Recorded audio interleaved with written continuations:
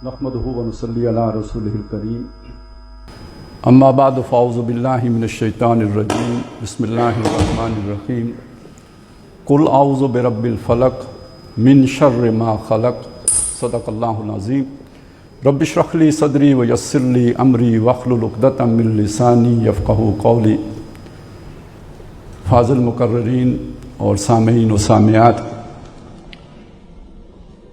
इस मौजू पर इज़हार ख्याल करने से पहले जो मैंने थोड़ा सोच रहा था, तो एक तरह की मुझे एक सुरूर भी हासिल हुआ कि एक वक्त होगा कि अल्लाह तबारक व तआला ने इंसान को बनाया।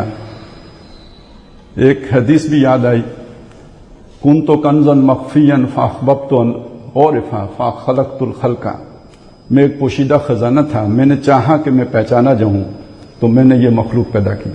और ख़ासतौर पर अशरफुल मखलूक़ात जो हैवान नातिक की अभी आपने तारीफ भी सुनी है, तो ये गोया अल्लाह को पहचानने के लिए अल्लाह ने एक मखलूक बनाई। और इस मखलूक को अल्लाह ने बनाया फितरतुल्लाहिल्लती फतरन्नास अलैहा, जो अल्लाह की फितरत है उसी पर अल्लाह ने इंसानों को पैदा किया। और अल्लाह की जो भी आदात हैं, जो अल्लाह की सुन्नतें हैं, उसमें तख्लीक बहुत अहम सुन्नत है। अल्लाह खालिक है, हुवल्लाहुल खालिकुल बारिउल मुसव्विर। वो एक तसव्वुर करता है, फिर उसको निकाल बाहर खड़ा करता है, फिर उसके मुताबिक एक ढांचा बना देता है, तख्लीक मुकम्मल हो जाती है। तो जो उसने अशरफुल मखलूकात बनाया है उसके अंदर भी ये सिफत रखी है। और ये जो साइंस और टेक्नोलॉजी है, साइंस तर हकीकत दरियाफ्त का अमल है और टेक्नोलॉजी ईजाद का अमल है। और इस एतबार से इंसान इजादात करता करता और दरियाफ्तें बढ़ाता, उन इजादात की मदद से मजीद दरियाफ्तें, अब ज़ाहिर है आपने दूरबीन इजाद कर ली तो मजीद दुनिया दरियाफ्त कर सकेंगे, खुर्दबीन इजाद कर ली तो और आप अपना इल्म बढ़ा सकेंगे। तो ये अल्लामा इकबाल ने एक नक्शा खींचा है कि उरूज आदम खाकी से अंजुम से में जाते हैं। तो ये उरूज अब कहाँ पहुंचा कि इंसान गोया जैसे अल्लाह ने अपनी फितरत पर एक इंसान बना लिया तो या बनाया, अब इंसान यहां पहुंच रहा है कि वो अपनी जैसी एक मशीन बनाना चाहता है। अच्छा, ये अभी बड़ी इब्तिदाई बातें हैं जो हम कर रहे हैं। अगर आप इसकी इंजाम देखें तो वो क्या है, एक परफेक्ट बीइंग का तस्वुर, जो असल में इंसान के अंदर खुदा की जात के लिए है। हमारे अंदर एक किसी परफेक्ट वजूद का एक तस्वुर रखा गया है, बुनियादी तौर पर वो अल्लाह ताला की जात के लिए, लेकिन हम उसे तलाश दुनिया में करते हैं। इसीलिए हमने बुत बनाए थे, इसी के लिए सुपर नेचुरल किस्म की चीजों की हम पूजा करते रहे हैं। तो अब हम उन बुतों वगैरह से तो दूर हो गए, लेकिन हम एक सुपर मैन जरूर बनाना चाहते हैं, एक ऐसा सुपर ह्यूमन जो परफेक्शन के ऑलमोस्ट करीब हो। अब ये जो देखिए, ये इसमें भलाई की बातें हैं अपनी जगह पे, मैं भलाइयों का इनकार नहीं करता। मेरा ख्याल ये है कि हम अगर उसे थियोरेटिकली देखें तो एक ह्यूमन सर्जन के मुकाबले में एक जो रोबोटिक सर्जन होगा वो कम गलती करेगा। अगरचे कि गलती का एहतमाल होगा, लेकिन उसके यहां गलती का, ह्यूमन एरर का इम्कान उसमें कम होगा।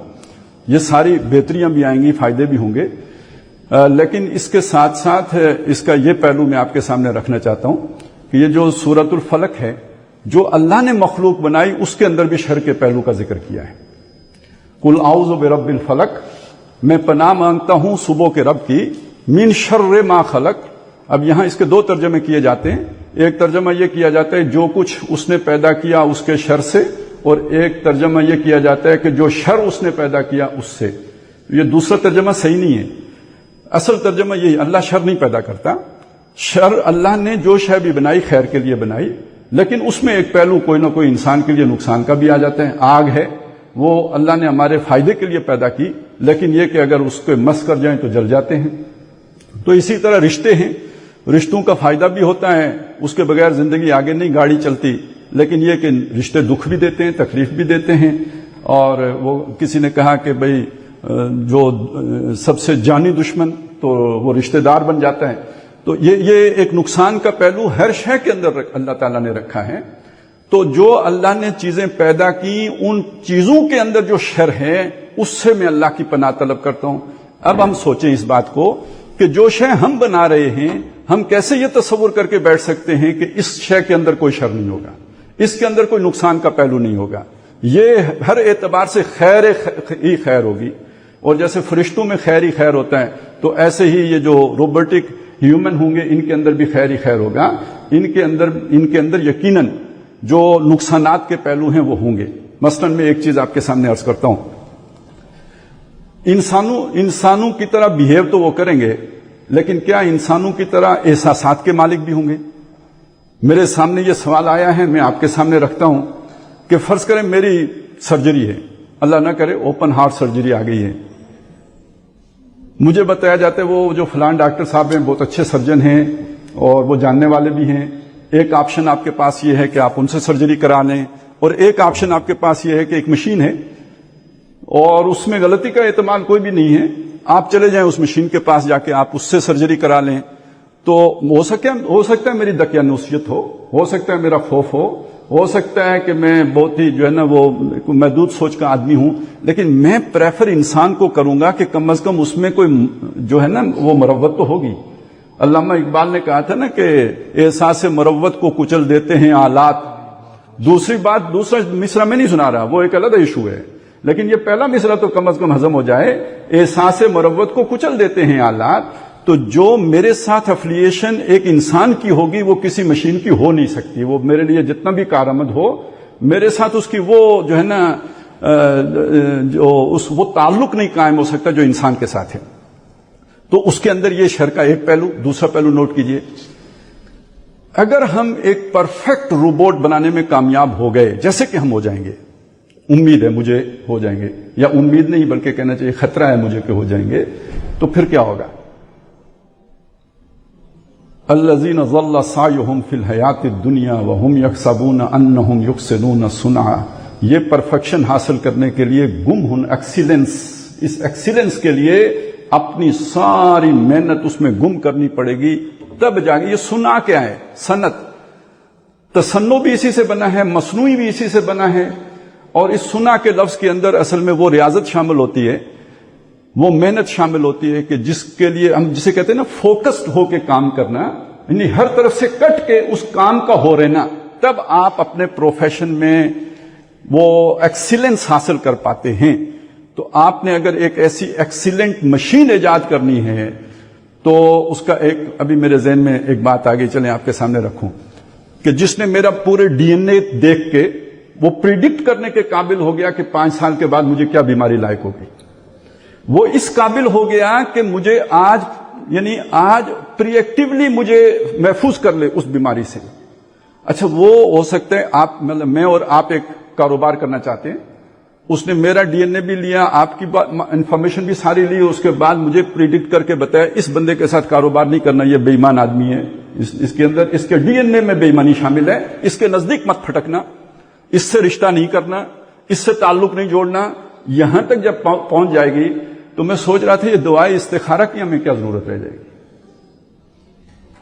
اللہم انکا تقدر ولا اقدر وتعلم ولا اعلم وانت علام الغیوب. تو یہ تو علام الغیوب آ کے میرے سامنے بیٹھ گیا ہے، میں جو اس سے پوچھی جا رہا ہوں وہ مجھے بتائی جا رہا ہے. تو مجھے بیگانہ کس سے کیا، بے پرواہ کس سے کر دی؟ یہ دیکھیے میری کمزوری تھی، یہ میری مجبوریاں تھیں، یہ میری احتیاج تھی جو مجھے ایک سپر نیچرل ذات کے ساتھ جوڑے ہوئے تھی. جس دن میں خود پرفیکٹ ہو گیا یا ایک پرفیکٹ مشین بنانے میں کے قابل ہو گیا جو مجھے سرو کر رہی ہے، اب اس پرفیکٹ بینگ کی مجھے کیا ضرورت باقی رہ جائے گی؟ اچھا یہ سارا جو میں نے بلڈ کیا آپ کے سامنے، میں اس کے نتیجے میں یہ نہیں چاہتا کہ یہ شے نہ ہو. اچھا میں چاہوں بھی تو کیا فرق پڑے گا؟ کیا نہیں ہوگی؟ ہم سب چاہیں نہ ہو تو کیا نہیں ہوگی؟ یہ تو پھر بھی ہوگی. زمانے کی چال کو کبھی کوئی روک نہیں سکتا، زمانے کی ترقی کو کبھی روک نہیں سکتے. پاتے نہیں راہ تو چڑھ جاتے ہیں نالے، رکتی ہے میری تباہ تو ہوتی ہے رواں، اور اس کو روکا نہیں جا سکتا. یہ جس رخ پہ جا رہی ہے اسی رخ پہ آگے جائے گی. لیکن اصل بات جو سمجھانا مقصود ہے وہ کیا؟ ایمان کو نئے چیلنجز پیش آئیں گے. سمجھانا جو مقصود ہے وہ کیا ہے کہ آج کی نسبت کل ایمان رکھنا اللہ پر زیادہ مشکل ہوگا. آنے والا یہ خطرہ بھانپ لینے کی بات ہے. اب آپ پرانے استدلال کی بنیاد پر نوجوان نسل کے ایمان کا تحفظ نہیں کر سکیں گے. اصل بات یہ جو سوچنے کی بات ہے وہ فقہی مسائل سے زیادہ بڑھ کر اس سے زیادہ اہم ہے ایمان کی حفاظت. اس ایمان کو بچانے کے لیے ہمارا استدلال کیا ہوگا, لائن آف آرگومنٹ کیا ہوگی, ہم کس طور پر ایک بندے کا ایمان بچا سکیں گے, یہ اہم بات ہے. اور اس میں میرا جو میں نے عرض کیا تھا کہ مجھے لگتا بھی ہے کہ یہ ہو جائے گا, تو ہمارے ہاں علامہ اقبال ایک شخصیت ہیں, اور اس اعتبار سے دنیا میں یہ بحث رہی ہے کہ آنے والا دور کس کا ہوگا. ایک سوچ یہ ہے کہ علامہ اقبال کی سوچ پریویل کرے گی, ایک اور سوچ بھی ہے. علامہ اقبال کا اینٹی تھیسس کیا ہے؟ وہ نیٹشے ہے. اور نیٹشے کا تصور کیا ہے؟ ایک سپرمین کا تصور ہے. اور اقبال کا تصور کیا ہے؟ روح اللہ کا تصور ہے. دنیا کو ہے پھر مارکائے روح و بدن پیش, تہذیب نے پھر اپنے درندوں کو ابارا, اللہ کو پامردی مومن پہ بھروسہ, ابلیس کو یورپ کی مشینوں کا سہارا. تو جنگیں اگر مشینیں لڑیں گی تو مقابلے میں جو ہوگا وہ تو بالکل ہی بے دست و پا ہے. آج غزہ کی بات ہو رہی تھی, غزہ میں یہ تو جنگ تو ابھی ہو رہی ہے, اس میں کیا ہو رہا ہے ہمیں پوری طرح نہیں پتا. ابھی یہ دور چھٹے گی تو پتا چلے گا کہ ہوا کیا. جو اس سے پہلے ہو رہا تھا وہ کیا ہے؟ ایک شخص ہے, اس کا چہرہ کیمرے نے نوٹ کر لیا ہے کہ یہ فلانے مظاہرے میں گیا ہوا تھا جو اسرائیل کے خلاف مظاہرہ ہو رہا تھا. وہ ڈیٹا فیڈ کر دیا گیا ہے, جو وہاں پہ لگے ہوئے سینسر یا کیمرے لگے ہوئے ہیں وہ اس مشین میں چلا گیا ہے. اب وہ جس گھر کے اندر وہ کیمرہ اسے دیکھے گا اسے ریکگنائز کرے گا. آٹو پہ پورا سسٹم لگا ہوا ہے, آٹومیٹکلی فائر ہوگا اور وہ جگہ پہ سنائپر اس کے ساتھ جڑے ہوئے ہیں اور وہ جگہ پہ ختم ہو جائے گا. اچھا اس سے غلطی بھی لگ گئی ہوگی سسٹم کو تو کوئی پرواہ نہیں ہے. کون سا فلسطین مرے نا, جینٹائلز مرے ہیں نا, کون سا کوئی انسان مرا ہے. یہ تو وہاں پہ پہلے سے چل رہا تھا. ابھی جو کچھ ہو رہا ہوگا وہ تو بہت بعد میں پتا چلے, ہو سکتا ہے 10 سال کے بعد پتا چلے کہ وہاں پہ اصل بروٹیلٹی ہوئی کیا تھی. تو میں عرض کر رہا ہوں کہ آپ ذرا ایک ہمارے دینی لٹریچر میں ایک تصور ہے ایک شخصیت کا, ہم اسے دجال کہتے ہیں, المسیح الدجال. اب سوچ رہا ہوں کہ وہ اگر روبوٹک کوئی شے ہوئی, کیونکہ وہ پتہ نہیں لگتا ہے حدیثوں میں, کبھی اس کا قد لمبا ہوتا ہے, کبھی چھوٹا ہوتا ہے, کبھی وہ ایک طرح کا ہوتا ہے, کبھی دوسری طرح کا ہوتا ہے. ہم سمجھتے تھے کوئی جن اور انس کی کوئی جو ہے نا مخلوط قسم کی پیدائش ہوگی, وہ کراس بریڈ ہوگی جنوں اور انسانوں کی. لیکن یہاں پہ تو آ کے اب فرض کریں چلیں وہی ہو, ایک کوئی کلون ہو, اس کے اندر یہ آپ آرٹیفیشل انٹیلیجنس ساری جو ہے نا اس کو پرفیکشن والی سطح کی فیڈ کر دیں, تو ایک طرف دیکھیں یہ کلوننگ کے ذریعے سے اور ڈی این اے کے ذریعے سے آپ ایک فزیکلی پرفیکٹ آدمی بنا سکتے ہیں. اور دوسری طرف اس آرٹیفیشل انٹیلیجنس کے اعتبار سے آپ اگر دیکھیں اس میں نیوٹن کا دماغ بھر دیں, آئنسٹائن کا بھر دیں, جس کا مرضی, پوری نو انسانی کا کولیکٹیو وزڈم آپ کسی ایک پرسنالٹی کے اندر ڈال دیں, آپ کر سکتے ہیں. اب ذرا آپ سوچیں کہ وہ جو دجال عجیب و غریب شخصیت کیا ممکن ہوگی یا نہیں ممکن ہوگی. اور اس کے مقابلے میں جو شخصیت آنی ہے جس نے آ کے اس دجال کو ختم کرنا ہے, جس کا مقابلہ کوئی نہیں کر سکے گا, وہ شخصیت حضرت مسیح علیہ السلام کی, اور جس کے لیے قرآن مجید نے روح اللہ کا لفظ استعمال کیا ہے. اب پھر وہ شعر سنیے, دنیا کو ہے پھر مارکائے روح و بدن پیش, تہذیب نے پھر اپنے درندوں کو ابارا, اللہ کو پامر دیا مومن پہ بھروسہ, ابلیس کو یورپ کی مشینوں کا سہارا.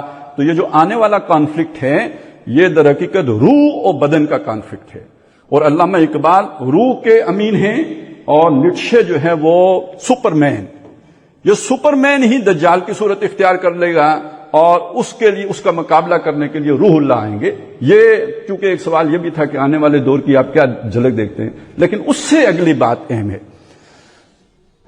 یہ جو جنگیں ہوں گی اس کے بارے میں یہ آتا ہے کہ کثیر تعداد میں انسان مارے جائیں گے.